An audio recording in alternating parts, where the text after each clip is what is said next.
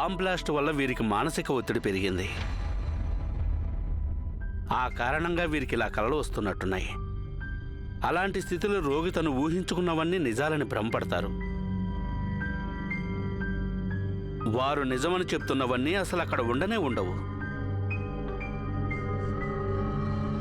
మరి కాసేపటి క్రితం వారు మామూలుగానే ఉన్నారే? పెద్ద యాక్సిడెంట్ జరిగితే ఎక్కువగా ఇలా జరిగే అవకాశం ఉంది. యుద్ధంలో సిపాయిలకి తరచూ ఇలా జరుగుతుంది. ఇలాంటి భ్రమలు మళ్ళీ వీరికి కలగవని అనుకుంటున్నాను. కానీ మళ్ళీ ఇలా జరిగితే వారి పరిస్థితి చాలా దారుణంగా ఉంటుంది. ఆరోగ్యం ఇంకా పాడైతే వారి కరెంట్ షాక్ కూడా ఇవ్వాల్సి రావచ్చు.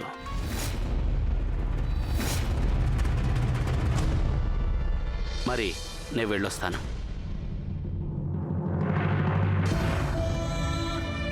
గాయత్రి, మిమ్మల్ని మేము ఒక్క క్షణం కూడా ఒంటరిగా విడిచిపెట్టాము. మీకు ఏమీ జరగదు.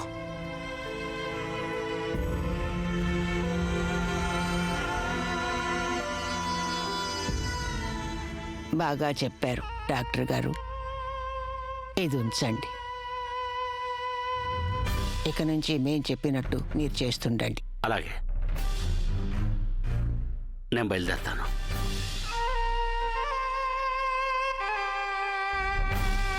మీరన్నారు కదా రాణా గారు, ప్రేమ పుట్టేది అందం చూసి కాదు, వ్యక్తిత్వం చూసని. ఇప్పుడు చూడండి, గాయత్రి అందం చెక్కు చెదరదు కానీ వ్యక్తిత్వం తారుమారవుతుంది. ఆమెను మేము చంపలేకపోతేనే ఆమె జీవితాన్ని మరణం కంటే దుర్భరం అనిపిస్తాం.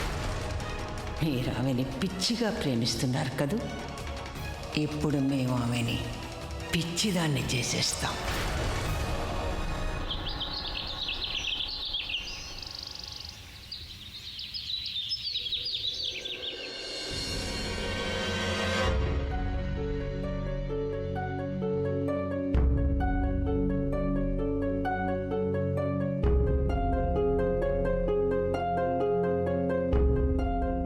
మీరు ఉన్నట్టుండి స్పృహ తప్పారు.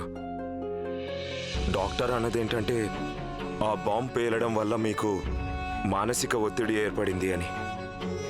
ఆ ఒత్తిడి నుంచి బయటపడడానికి మీకు కొన్ని మందులు ఇచ్చారు. బహుశా వాటి ప్రభావం మీ మనసు మీద పడినట్టుంది. మీరప్పుడు అర్థం పర్థం లేకుండా ఏదేదో మాట్లాడారు. ఎంత భయపడిపోయారంటే పెదరాణి అమ్మ మన శత్రువు అని భావించి వారి మీద ఆరోపణలు కూడా చేశారు. మీరేమీ కంగారు పడకండి. ఆ రోజు మన మీద దాడి చేసిన వాళ్ళని మేం త్వరలోనే పట్టుకుంటాం. మీరు ఈ విషయం గురించి ఆలోచించకండి. ఇప్పుడు మీరు విశ్రాంతి తీసుకోండి.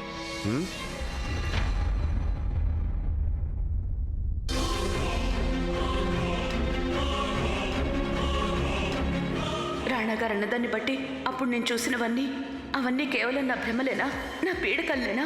అది కలి అయితే అవన్నీ వాస్తవాలని ఎందుకు అనిపిస్తోంది?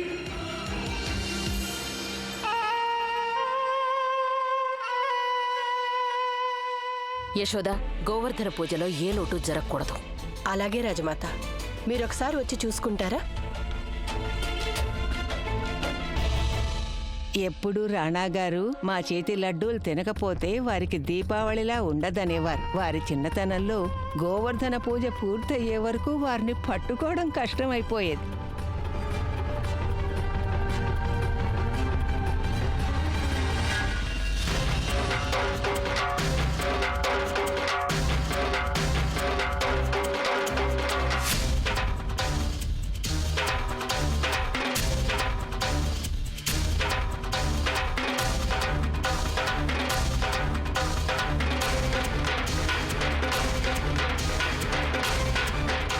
ఏదైతే జరిగిందో దానికి నేను చాలా సిగ్గుపడుతున్నాను పెదరాణి అమ్మ. డాక్టర్ గారు అన్నారట, మానసిక పరిస్థితి వల్ల నాకేవేవో భ్రమలు పీడకలలు వచ్చి అవే నిజం అనిపిస్తున్నాయట. ఇది వారిచ్చిన మందుల వల్లే కావచ్చు.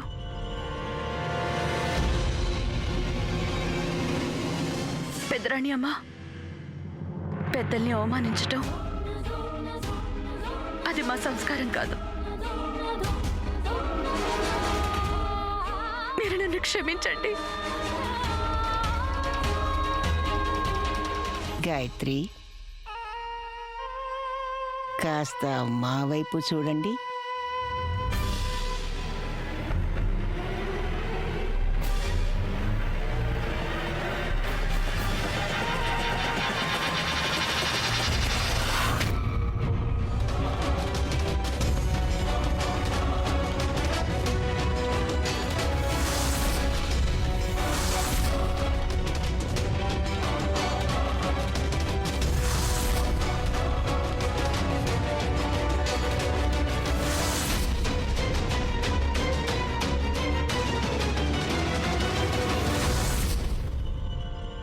అయితే పెద్దరాణి అమ్మ,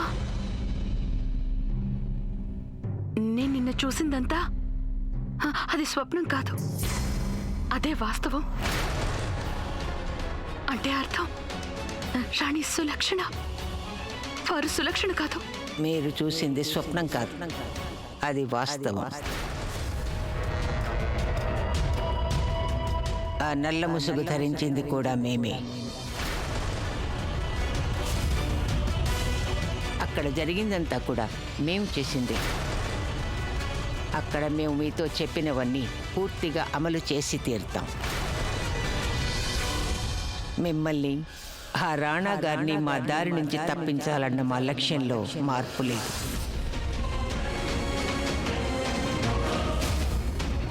లక్ష్యాన్ని అమలు చేసే విధానమే మారింది.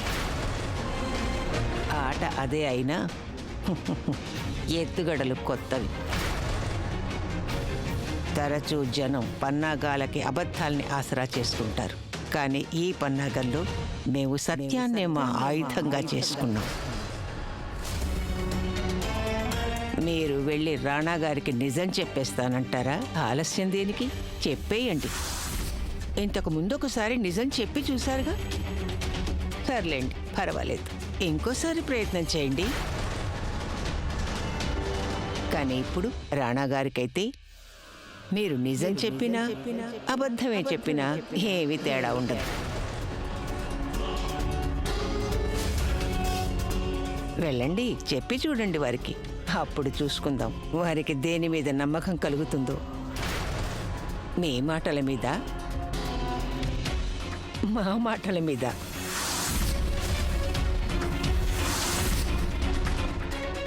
అదే వాస్తవం. ఇక మీరు వెళ్ళి రాణా గారికి నిజం చెప్పేయండి. ఇక్కడ మేము రాణా గారి కోసం లడ్డూలు తయారు చేస్తాం.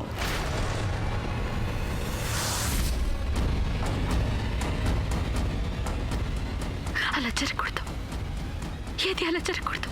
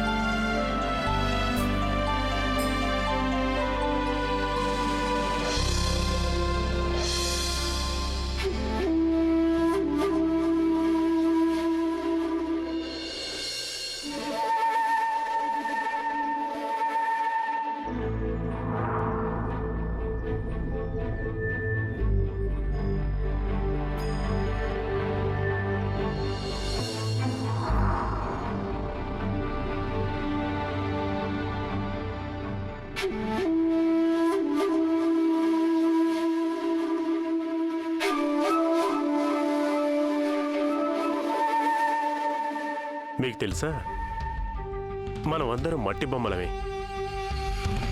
కానీ కొన్ని బొమ్మలు ఇతరుల కంటే విభిన్నంగా ఉంటాయి. మేం కళాపోషకులమే కాదు, కళాకారులం కూడా.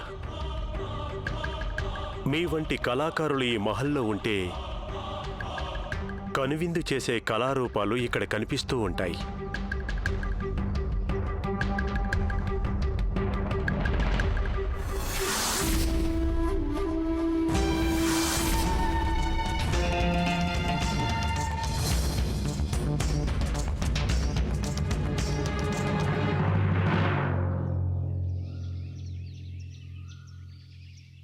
మహల్లో మా కనువిందు చేసేందుకు రాకుమార్ ఉన్నారుగా.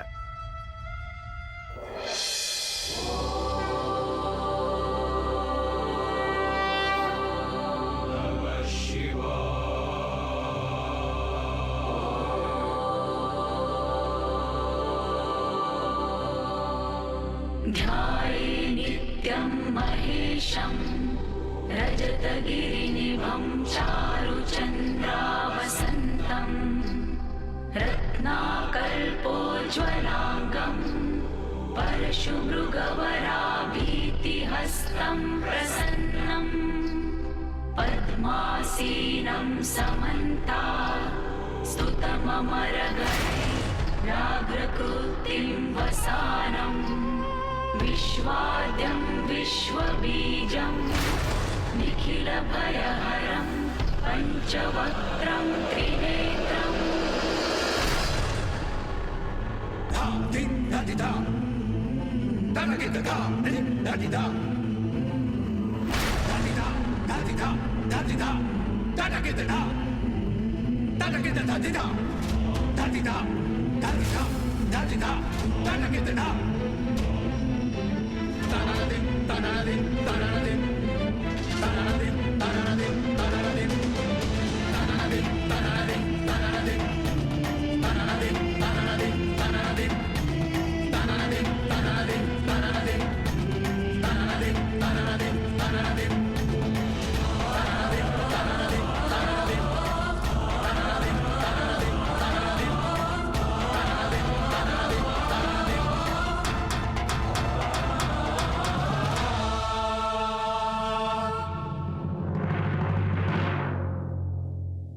నీకు రాణాగారికి మధ్య మేం పర్వతంలో అడ్డుపడుతుంటాం గాయత్రి. ఈ పర్వతాన్ని నువ్వు దాటి వెళ్ళలేవు.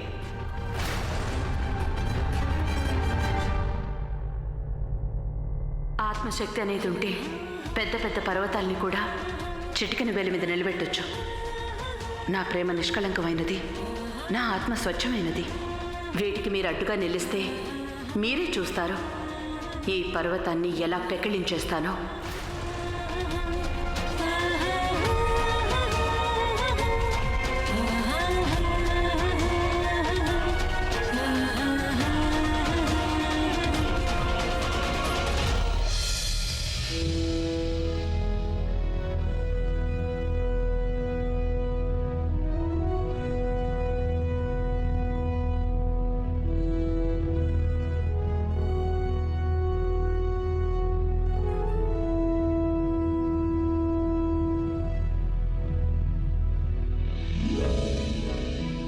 మాకిక చాలు, పెదరాణి అమ్మగారికి వడ్డించు. వద్దు రాణాగారు, ఇంతకు మించి మేము తినలేవు. మీరు తినక తప్పదు.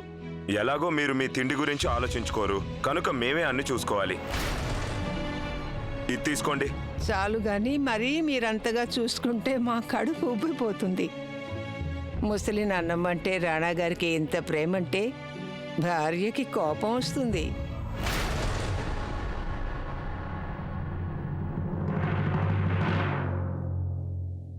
ఇంకెవరన్నా కోడలయ్యుంటే మొత్తం ఈ రాజమహల్నే ఏలేసేది. కానీ మన గాయత్రి ఒట్టి గంగిగో గంగిగోవు. మేమేం చేసినా సరే అడ్డు తగలదు.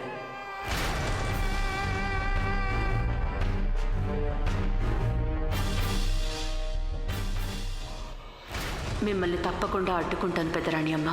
ముందు రాణా గారికి మీ నిజ స్వరూపం తెలియజేయాలి. కానీ ఎలా?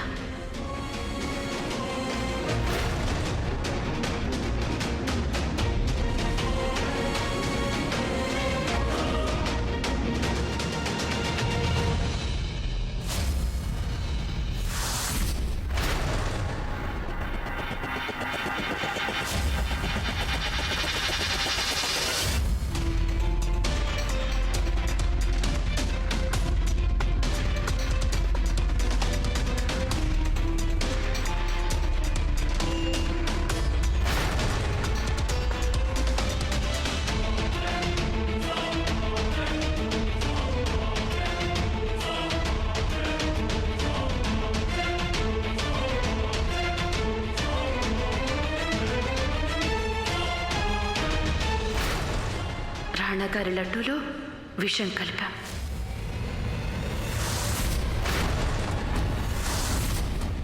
నీ భర్తని కాపాడుకోగలిగితే కాపాడుకో. ఇది మా కొత్త ఆటలోని ఇంకో ఎత్తుగడ. రాణా గారు,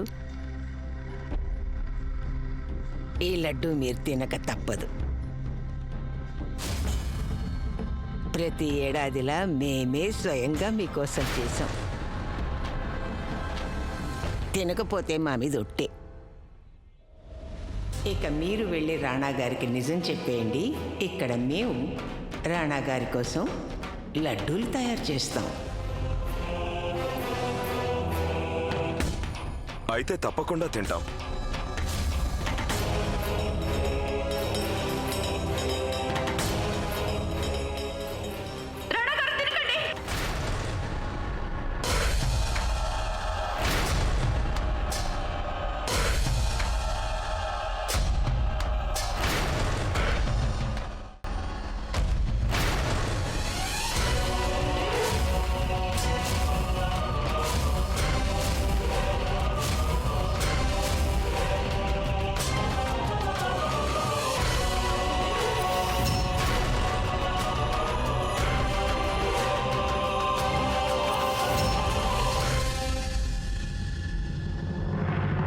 గాయత్రి, ఎందుకు మీరు ఈ పని చేశారు? ఏమైంది మీకు అసలు? ఇప్పుడే చెప్తాను. ఆ చీటీ ఎక్కడుంది? ఆ చీటీ ఏది? కనిపించట్లేదు.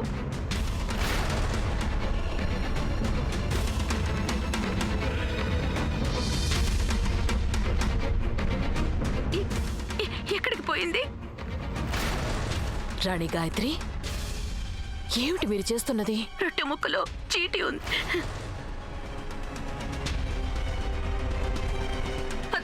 ఇప్పుడు చీటీ ఎక్కడికి పోయిందో.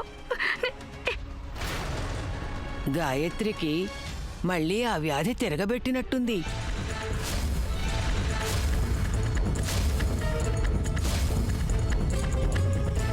అందుకే మెలకువగా ఉన్న వారికి కలలొస్తున్నట్టున్నాయి.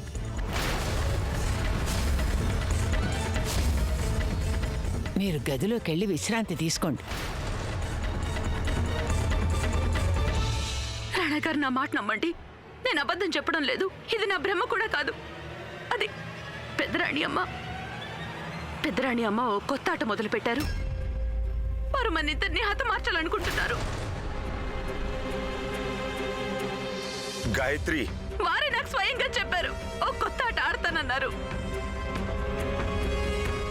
అందుకే వీరు మీకిచ్చిన లడ్డూలో విషం కలిపారు. ఏంటి?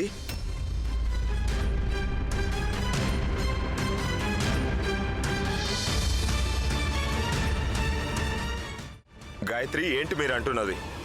మీరు మానసికంగా ఆ పేలుడు వల్ల చాలా ఒత్తిడికి లోనవుతున్నారు. మరి అందుకే మీరు సక్రమంగా ఆలోచించలేకపోతున్నారు. మీరు పథకం వేశారు. మీరు నన్ను, నా రాణా గారిని చంపాలని చూస్తున్నారు. అందుకే మీరు లడ్డూలో విషం కలిపారు.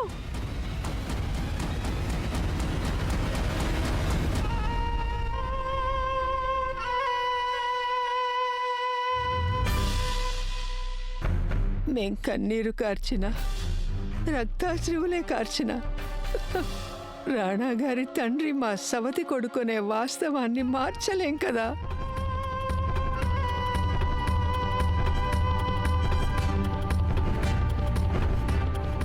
సవతి తల్లిని కావడం వల్ల ఎత్తి పొడుపులు వినడం మాకు మొదటి నుంచి అలవాటైంది.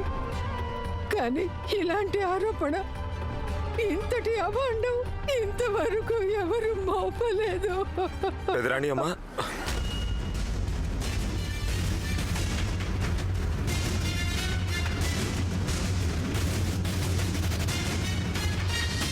మీరన్నారు కదా ఇందులో విషం ఉందని.